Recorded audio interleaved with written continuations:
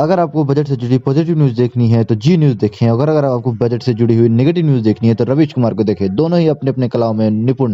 सभी भारतवासियों को मेरा नमस्कार। मेरा नाम प्रवीण ठाकुर। स्वागत है आप सभी का हमारे चैनल भारत एक विचार पे। आज हम बात करेंगे सबसे जरूरी चीज, वो है क्या? पैसा। ये पैसा है पैसा, नहीं कोई ऐसा जैसा ये पैसा।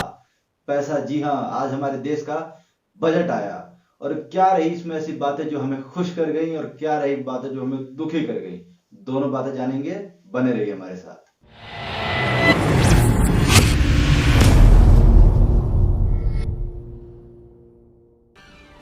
तो दोस्तों, हमारे देश का आम बजट पेश किया हमारी फाइनेंस मिनिस्टर निर्मला सीतारमण ने। ये उनका तो वैसे दूसरा आम बजट था, लेकिन पहले भी शायद 1, 2, 3, 4 वैसे मैं काउंट छोड़ ही दिया, क्योंकि कई बार कोरोना के दौरान उनको मौके आए जब उन्हें अलग अलग तरीकों से फाइनेंस पेश करना पड़ा। और ये आम बजट अब तक का सबसे बड़ा भाषण रहा, करीब करीब 2 घंटे 41 मिनट का भाषण, जो कि इतिहास का सबसे लंबा भाषण रहा।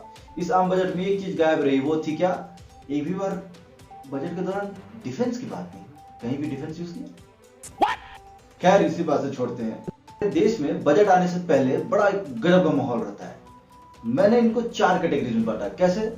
तो एक पहला कैटेगरी वो लोग जो बड़ा एक्साइटेड रहते हैं, कल बजट आ अभी मजा आएगा ना भिड़ो। बजट सुनना है, बजट सुनना है। जब बजट आता है तो बोलते हैं अरे यार 10 मिनट चला दी, बोरी बना हो गया, वो छोड़ देते हैं। दूसरा कैटेगरी वो भी बड़ा एक्साइटेड रहता है, लेकिन उससे पूछो भाई साहब क्यों एक्साइटेड हो? पता नहीं। तीसरा कैटेगरी आते हैं वो लोग जो टेंशन में होते हैं। अरे बजट से किसको टेंशन? नहीं, वो फाइनेंस वाले नहीं होते हैं, वो होते हैं स्टूडेंट। बेचारे बोलते हैं कि एक तो सिलेबस ऐसे ही इतना बड़ा है, ऊपर से इतना बड़ा बजट आ जाएगा, वो भी याद करो माथा पर। जग सुना सुना लागे जग। अब आते हैं सबसे आखिरी वाले, वो कौन? तो सबसे बढ़िया ये ग्रुप है, ये है मस्त मौला। हमको घंटा फर्क नहीं पड़ता है। इस बजट का मोटो रहा एस्पिरेशनल इंडिया, इकोनॉमिक डेवलपमेंट और केयरिंग सोसाइटी। इस बजट में क्या रहा खास? इस बजट में सबसे खास रहा वो था हेल्थ सेक्टर, जो कि हमें उम्मीद था कि कोरोना के बाद से हेल्थ सेक्टर पे खर्च किया जाएगा, लेकिन किसी ने एक्सपेक्ट नहीं किया था कि इतना ज्यादा खर्च किया जाएगा। हमारा पिछला हेल्थ बजट कितना रहा? 94,000 करोड़, और इस बार का हेल्थ बजट कितना रहा? 2,23,000 करोड़ बम्पर गिफ्ट में लिया। तो इससे देख के लगता है कि शायद आने वाले दिनों में हमारे सरकारी अस्पताल थोड़े बेहतर हो सकते हैं। उसके बाद से एजुकेशन में 54,000 करोड़ पिछली बार गवर्नमेंट खर्च करने का प्रावधान किया था, इस बार 93,000 करोड़, यानी इसमें भी आप बढ़ोतरी देखते हैं। और ये बजट तब आ रहा है जब कोरोना से पूरे देश की लगी पड़ी है, इकोनॉमी गिरी पड़ी है, लेकिन वी शेप रिकवरी हो रही है। ऑटो सेक्टर के लिए क्या दिया गया? तो ऑटो सेक्टर के लिए इस बार सरकार ने एक अच्छा प्रावधान किया। वो ये किया कि अगर आपकी गाड़ी, आपकी पर्सनल गाड़ी 20 साल से पुरानी है तो वो आप नहीं चला सकते।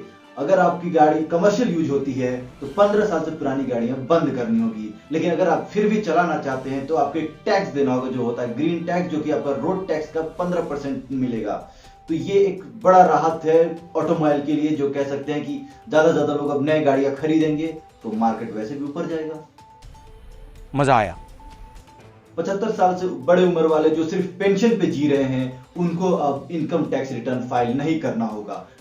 Urban house hold water supply की परेशानी खत्म करने के लिए, यानी शहरी क्षेत्रों में पेयजल की समस्या खत्म करने के लिए 2,78,000 करोड़ रुपए आवंटित किए, जिसमें से टोटल ये खर्च किए जाएंगे 4,378 अर्बन म्युनिसिपैलिटीज में।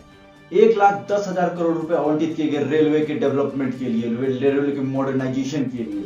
1.8 लाख करोड़ आवंटित किए गए हैं रोड्स इंफ्रास्ट्रक्चर डेवलप करने के लिए।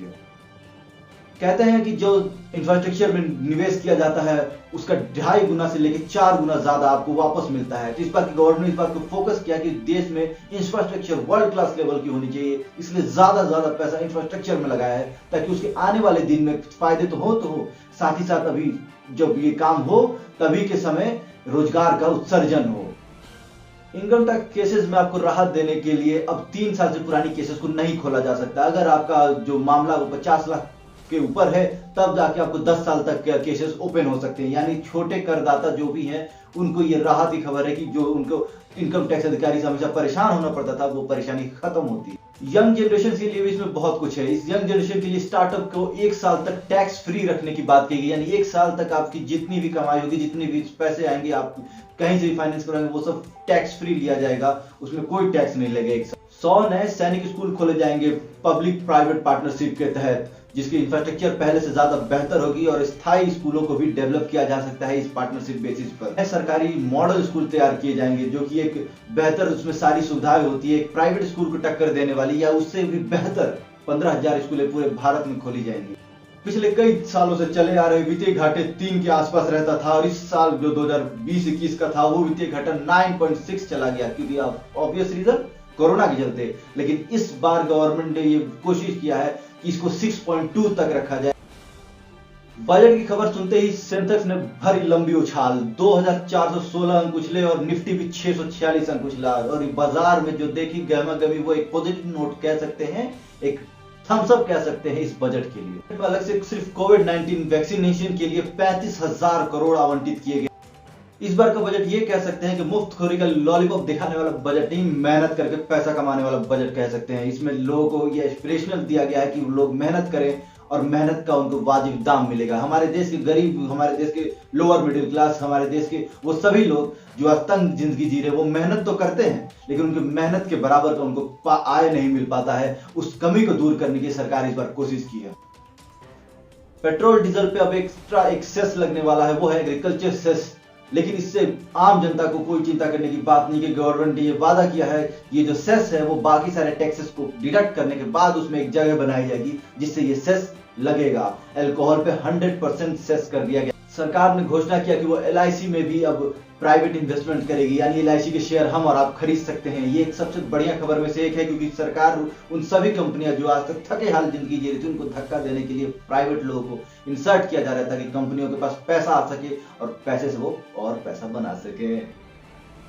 अब जरा जान लेते हैं कि इस बजट पे हमारे देश के महानुभावों ने क्या। तो सबसे पहले रिएक्शन किनको लेंगे? तो सबसे पहले उसको लेंगे जो हमारे राजनीति का सबसे छोटा दुलारा प्यारा बच्चा, हमारे राहुल बाबू का। तो राहुल बाबू ने क्या कहा? राहुल बाबू ने कहा कि एक ऐसे समय में जब जनता के हाथ में पैसे देने चाहिए थे, मोदी जी ने देश बेच दिया। साले का खोपड़ी तोड़ साले का। के बात हो गई तो अब दीदी की बात कर लेते हैं। हमारी बंगाल की ममता दीदी ने क्या कहा? ममता दीदी ने कहा ये जनता विरोधी है, क्योंकि बंगाल को इस बार थोड़ा कम पैसे मिले। मजा नहीं आ रहा है। हमारे हमेशा रोने वाले कम्युनिस्ट भाई लोग भी क्या कहें? कम्युनिस्ट भाइयों ने कहा ये गरीबों के खिलाफ का बजट है, ये बस उद्योगपतियों के लिए बजट है, इसमें गरीबों के लिए कुछ है ही नहीं। साला ये दुख का खत्म नहीं होता बे।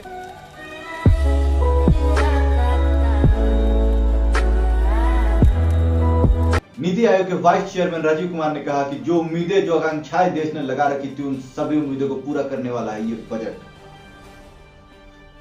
सब अच्छा दिख रहा था, लेकिन इसमें से भी कुछ दुखी करने वाली बातें आई। लोगों ने उम्मीद रखा था कि इस बार टैक्स स्लैब में थोड़ा बदलाव होगा, कुछ राहत मिलेगा मिडिल क्लास को, गरीबों के लिए कुछ राहत होगा, बट ऐसा कुछ हुआ नहीं। सरकार ने ज्यों का त्यों रखा टैक्स स्लैब को, इसमें कोई चेंजेस नहीं आए।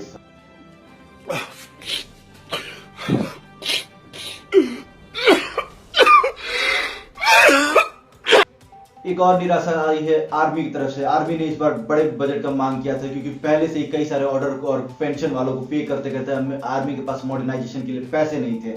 साथ ही साथ एयरफोर्स ने भी कई सारे टेंडर्स जारी किए हैं जिनके पैसे पे करने हैं, इन सभी को पे करने के लिए पैसे नहीं थे, बट इस बार उनको कुछ ज्यादा पैसे मिले नहीं।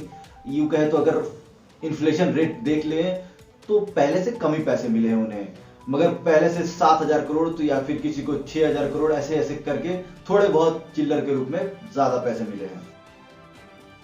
लेकिन पिछले साल से लेकर अब तक कई बार जो बीच बीच में निर्मला सीतारमण हमें आके बताती रही और बीच बीच में कुछ इन्फॉर्मेशन आते रहे, उसके तहत ये पता चला कि डिफेंस सेक्टर को बूस्ट अप करने के लिए, मेक इन इंडिया को बूस्ट अप करने के लिए पहले ही कई सारे कदम उठाए जा चुके हैं। ये जो पैसे मिले हैं ये फिलहाल के लिए है और गवर्नमेंट ने कहा कि जरूरत पड़ने के साथ साथ जितने भी ऑर्डर्स हैं उनके लिए अलग से पैसों का प्रावधान किया जाएगा, यानी होप सो जल्दी सब ठीक हो जाएगा। फाइनेंशियल सर्वे में यह बताया गया था कि इस देश को 2021 से लेकर 2025 तक $1.4 ट्रिलियन खर्च करने होंगे अपने इंफ्रास्ट्रक्चर पे, तब जाके वो $5 ट्रिलियन का सपना पूरा हो सकता है इस देश का। और उसी की तरफ आगे बढ़ता हुआ ये बजट दिख रहा है। इंफ्रास्ट्रक्चर को बूस्ट अप करने के लिए ढेर सारा पैसा दिया गया है। टोटल अमाउंट भी काफी सरप्राइजिंग रहा, क्योंकि इतने बुरे वक्त में भी सरकार ने एक बेहतरीन पैसा खर्च करते हुए एक बड़ा बजट पेश किया, जो कि दिखाता है कि सरकार अभी इस वक्त देश को पूरे धक्का देकर आगे निकालने के चक्कर में पड़ी हुई है। तो ऑल इन ऑल बात क्लियर है कि इंफ्रास्ट्रक्चर, हेल्थ, एजुकेशन, इस पे सरकार खर्च करने जा रही है, ढेर सारा पैसा खर्च करने जा रही है। जहां लैक हुआ वहां पे लोगों को उम्मीद था टैक्स में रिलीफ होगा, डिफेंस में और ज्यादा इंक्रीमेंट होगा, लेकिन वहां पे अभी फिलहाल तो कुछ देखने को नहीं मिला और उम्मीद करते हैं अगले साल तक ये चीजें बदलेंगी। तो ऑल इन ऑल इस पूरे बजट को हम देते हैं अपने तरफ से 8 आउट ऑफ 10। पिछले कई सालों से एक चीज तो फॉलो ऑन देखा जा रहा है कि बजट ऐसा आता है जिसमें एक प्लानिंग दिखती है, लेकिन हमारे विपक्ष को इसमें कोई प्लानिंग नहीं दिखती। उनका कहना है कि सरकार का ये जो बजट है वो एमलेस है, इसका कोई लक्ष्य नहीं है। लेकिन जहां तक हमारी समझ है, सरकार ने एक ऐसा बजट पेश किया है जो कि गरीब से निचले स्तर के लोगों से लेकर बड़े से बड़े इंडस्ट्रियलिस्ट और साथ ही साथ स्टार्टअप से लेके मिडिल क्लास तक हर किसी को ये मदद करेगा आगे बढ़ने के लिए, और साथ ही साथ देश को 5 ट्रिलियन इकोनॉमी की तरफ जोर से ले जाएगा, क्योंकि जो भी नुकसान हुआ है हमारे 2020 में उस नुकसान की भरपाई भी करनी है, और साथ ही साथ इन सारे चैलेंजेस से उबरते हुए हमें आगे भी बढ़ना है। बता सकते हैं कि इस बजट को आपने कितना दिया, हमें कमेंट के बॉक्स में जरूर कमेंट करें। और ये वीडियो आपको कैसा लगा? If you find this video much entertaining, आप हमारे चैनल को लाइक करें, सब्सक्राइब करें और इस वीडियो को ज्यादा लोगों के साथ शेयर करें।